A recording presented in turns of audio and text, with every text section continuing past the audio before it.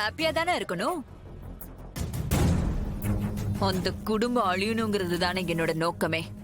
அதுல ஒரு விக்கெட் விழுந்திருக்கு. இது எவ்வளவு சந்தோஷமான விஷயம். அக்கா, யாராவது பாத்திர போறாங்க அக்கா. யாரும் பார்க்க மாட்டாங்க. அக்கா, ஒரு சின்ன அட்வைஸ். என்ன? நீங்க சந்தோஷமா இருக்கிறது முகத்துல தெரியுதுக்கா. அது தெரியாம பாத்துக்குங்க. அந்த குடும்பத்துல யாராவது கண்டுபிடிச்சிட்டாங்கன்னா பெரிய சிக்கல் ஆயிடும். அதெல்லாம் ஒரு சிக்கலும் ஆகாது. என் பெர்ஃபார்மன்ஸ் எல்லாம் நீ பார்க்கணுமே. இவ்வளவு நேரம் நான் அங்கதானே நின்னுட்டு இருந்தேன். யாருக்காவது டவுட் வந்திருக்குமா என்ன? அதுதான் நான்.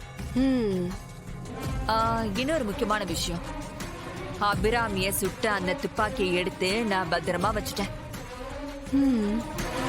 இனி என்ன யாராலையும் கண்டுபிடிக்கவே முடியாது.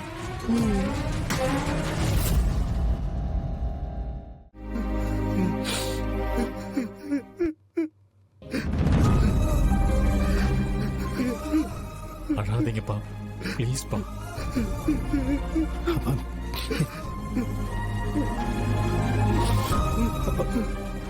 பண்ணில அழுதுங்க, அழாதீங்கப்பா. டேய், நானும் மனுஷன் தானடா. நான் என்ன கல்ல?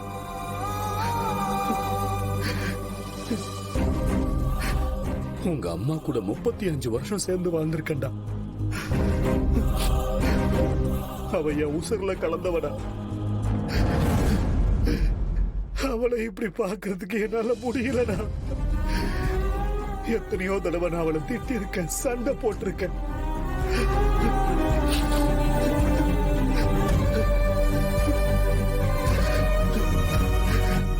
ஆனா அவ எதையும் மனசுல வச்சுக்க மாட்டாடா. எப்பவுமே சிரிச்ச முகண்டா.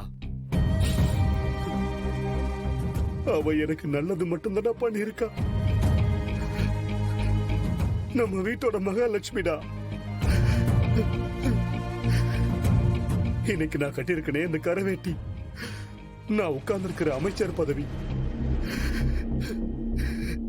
எல்லாமே அவ வந்ததுக்கு அப்புறம் தான் எனக்கு வந்துச்சு.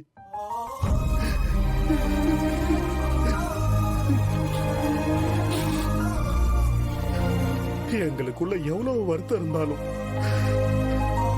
எனக்கு ஒரு சின்ன தலைவலினா கூட அவ பொறுத்துக்க மாட்டாடா. உடம்புல பிரச்சனையோட ஒரு கட்சி மீட்டிங் போயிட்டா. மேடையில பேசிட்டு கீழே இறங்குறதுக்குள்ள 100 வாட்டி போன் பண்ணுவாடா. என்னாச்சு, சாப்பிட்டீங்களா, மாத்திரை போட்டீங்களா, பார்த்து பத்திரமா வாங்கன்னு அட்வைஸ் பண்ணிக்கிட்டே இருப்பா. வெளியில சாப்பிட்டா உடம்புக்கு ஒத்துக்காதுன்னு காலையில 6 மணிக்கு நான் கிளம்புனா விடிய காலம் 3 மணிக்கு எழுந்து சமைச்சு காலையில மதியம் 2 நேரத்துக்கும் கேரியர்ல சாப்பாடு போட்டு கொடுத்து விடுவாடா. இன்னைக்கு நான் இவ்வளவு ஆரோக்கியமா இருக்கேன்னா பெரிய அளவுக்கு மருந்து மாத்திரை எடுத்துக்காம வாழ்றேன்னா அதுக்கு காரணம் உங்க அம்மாவோட அக்கறை தான்டா. இந்த உலகத்துல ஒரு ஆம்பளை நிம்மதியா வாழ்றான்னா, ஆரோக்கியமா வாழ்றான்னா அதுக்கு 2 காரணம் தான்டா. ஒண்ணு பெத்த தாய், இன்னொன்னு கட்டின பொண்டாட்டிடா. என் பொண்டாட்டி அப்படிப்பட்டவடா. நான் பெருமையா சொல்லுவேன்டா, எனக்கு அமைஞ்ச மாதிரி பொண்டாட்டி வேற யாருக்குமே அமைஞ்சிருக்க மாட்டா. அவளை இப்ப இந்த நிலைமையில பாக்குறப்போ என்னால தாங்க முடியலடா. நான் அவளை நிறைய காயப்படுத்திட்டோமோன்னு குற்ற உணர்ச்சியா இருக்குடா.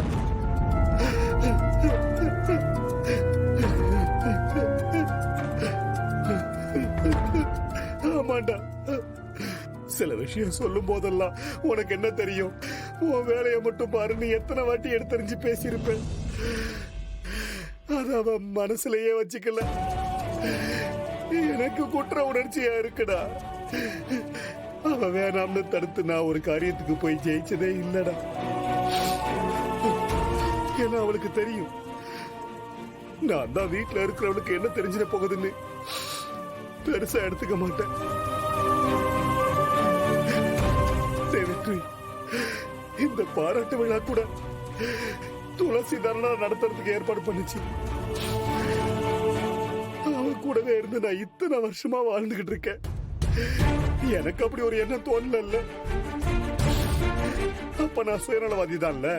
அப்பா அப்பா இந்த மாதிரி பேசாதீங்க பண்ணீங்க. இல்லடா, நீங்க அம்மா மேல எவ்வளவு பாசம் வச்சிருக்கீங்கப்பா. அம்மாக்கு அது தெரியும்ப்பா.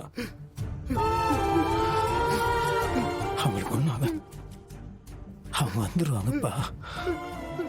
அம்மாக்கு ஒன்றும் ஆகாதுப்பா. ஆனா அவளுக்கு ஏதாவது ஒண்ணுன்னா என்னால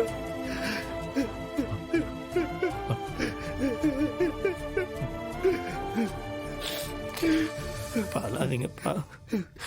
என்னப்பா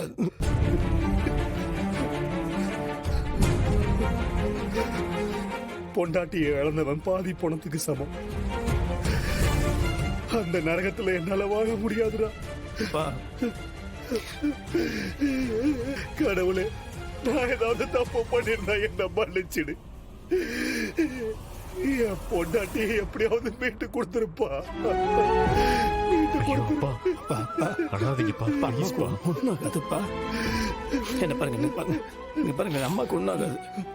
நான் உங்களுக்கு ஒன்றும் ஆகாது. நம்ம நம்பிக்கை தான் அவளை காப்பாற்றோம். நீங்க வீட்டுக்கு போங்கப்பா. அப்ப நான் அண்ணன் பார்த்துக்கிறப்ப நீங்க வீட்டுக்கு போங்கப்பா. அப்ப நீங்க வேணப்பா, வீட்டுக்கு போங்கப்பா. இல்லடா, அங்க போனா நான் அவளை பிரிஞ்சிருக்கிற வேதனையும் வலியும் அதிகமாகும். நான் இங்கே இருக்கேன்டா. நான் இங்கே இருக்கேன். நான் எங்கேயும் போக மாட்டேன்.